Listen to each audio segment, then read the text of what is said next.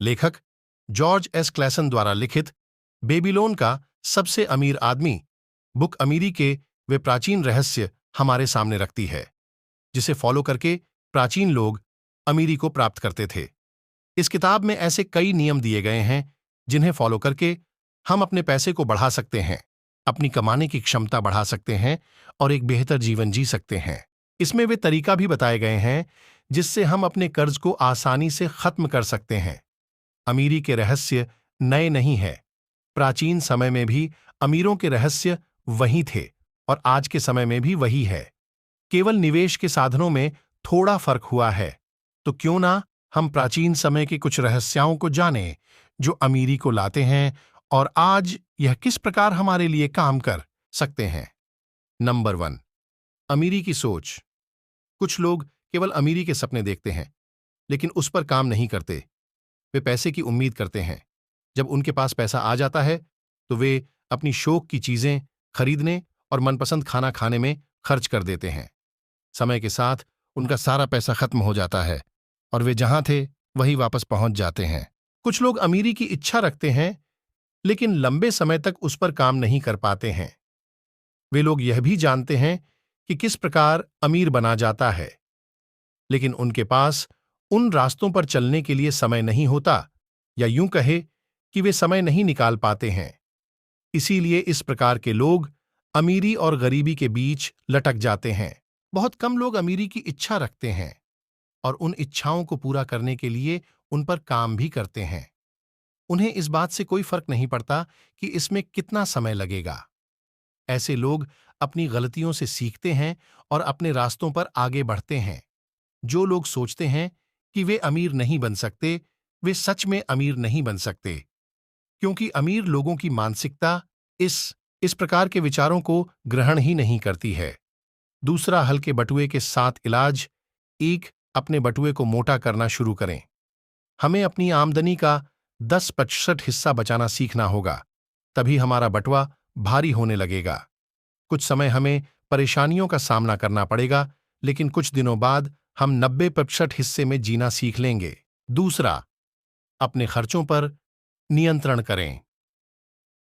एक अजीब सा सच है कि हमारे जरूरी खर्चे कमाई के साथ बढ़ते जाते हैं अगर हम इन्हें रोकने की कोशिश ना करें तो। इसीलिए अपने खर्चों का बजट बनाएं ताकि हमारे पास जरूरतों को पूरा करने के लिए पैसा हो। तीसरा, अपने पैसे को बढ़ाएं। जो भी हम पैसा बचाते हैं उस पैसे को काम पर लगाएं ताकि खेतों की फसलों की तरह वे हम तक बढ़कर आए। संपत्ति की एक ऐसी धारा पैदा करें जो हमें लगातार पैसा देती रहे, चाहे हम काम करें या ना करें। चौथा, अपने खजाने को नुकसान से बचाए। अपने निवेश की रक्षा करने के लिए वहां पैसा लगाए जहां मूलधन सुरक्षित हो और इसे जरूरत पड़ने पर निकाला जा सके और इससे हम अच्छा इंटरेस्ट पा सकते हैं।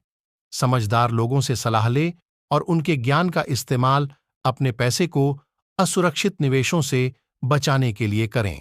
पांचवा, अपने आवास को लाभदायक निवेश में बदलें।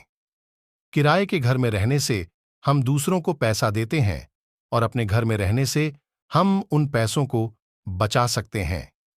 इसीलिए अपना घर खरीदिए और उसके मालिक बनिए। यह भी हमारा एक अच्छा निवेश हो सकता है। छठा, भविष्य की आमदनी निश्चित करें। हर किसी की यह इच्छा होती है कि वह अपने बुढ़ापे और परिवार की सुरक्षा के लिए पहले से इंतजाम करके रखें।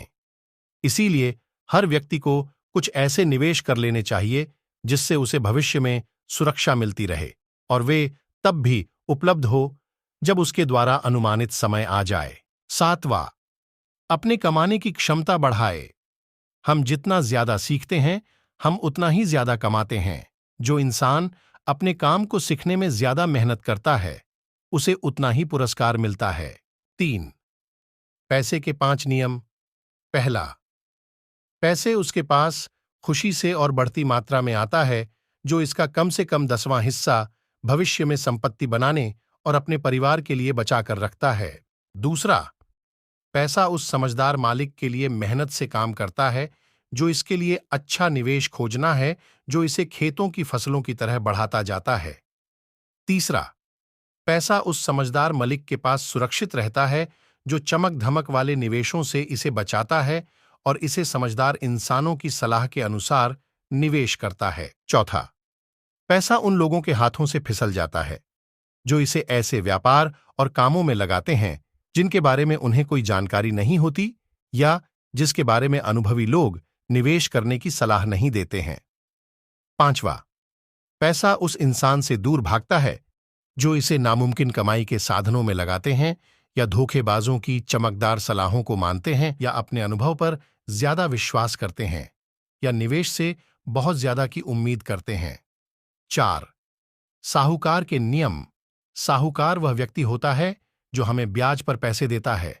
इनका कमाई का साधन ही लोगों को पैसे देना और उनसे ब्याज हासिल करना होता है। इनकी एक कहावत है जिसे पहला नियम कहते हैं कि अगर तुम अपने दोस्त की मदद करना चाहते हो तो वह इस तरह से करो कि दोस्त का भार तुम पर न आ जाए। साहूकार दूसरे नियम के बारे में बताते हुए कहते हैं कि मुझे खाली पड़ा हुआ पैसा पसंद नहीं, लेकिन मुझे इसे खतरे में डालना भी पसंद नहीं। इसीलिए यह ध्यान रखें कि किसी को भी कर्ज पर पैसा देना आसान है, लेकिन इसे बेवकूफी से दिया जाए तो इसे वापस नहीं पाया जा सकता। इसीलिए एक समझदार साहूकार अपने पैसे पर किसी भी प्रकार का खतरा या रिस्क नहीं चाहता और वह वापसी की हर संभावना चाहता है। साहूकार अपना तीसरा नियम बताते हुए कहता है कि ऐसे लोगों के आइडिया पर अपना पैसा कभी मत लगाना जो लोग सपने तो देखते हैं लेकिन व्यापार की सुरक्षा और उसके बारे में कुछ नहीं जानते। इसीलिए यह याद रखें, बड़े पछतावे से छोटी सावधानी अच्छी है। 5, कर्ज खत्म करने के 3 नियम। पहला नियम यह कहता है कि हम जो भी कमाते हैं वह कम हो या ज्यादा, इससे कोई फर्क नहीं पड़ता। अपनी कमाई का 10% हिस्सा या 10वां भाग निकालकर अलग रख लेना है। अगर इसे सही से निवेश किया जाए तो यह हमें भविष्य में अमीर बना सकता है। दूसरा नियम यह कहता है कि हमें अपनी आमदनी का 70% हिस्सा बाकी चीजों पर खर्च करना चाहिए। यह चीजें इस प्रकार हो सकती हैं जैसे घर, कपड़े, भोजन और कुछ अन्य खर्चे। इस नियम पर हम जितने दृढ़ता से टिके रहेंगे उतनी ही संभावना है कि हम अपने कर्ज को कम कर सकते हैं। हमें यह भी ध्यान रखना है कि 70% हिस्से से ज्यादा पैसा अन्य चीजों पर खर्च न हो। तीसरा नियम यह कहता है कि अपनी आमदनी का 20% हिस्सा अपने कर्जदारों में ईमानदारी से बांट दें। इससे हमारा कर्ज कम होता रहेगा। और अगर देखा जाए तो हम इस प्रकार भी कार्य कर सकते हैं, जिन चीजों पर ज्यादा ब्याज लग रहा हो उन चीजों को जल्दी फाइनल कर ले। इस प्रकार हम कर्ज मुक्त हो सकते हैं। निष्कर्ष, प्राचीन इतिहास पर लिखी गई यह किताब जितनी इतिहासकारों के लिए जरूरी है उतनी ही अमीरी की सोच रखने वाले लोगों के लिए भी जरूरी है।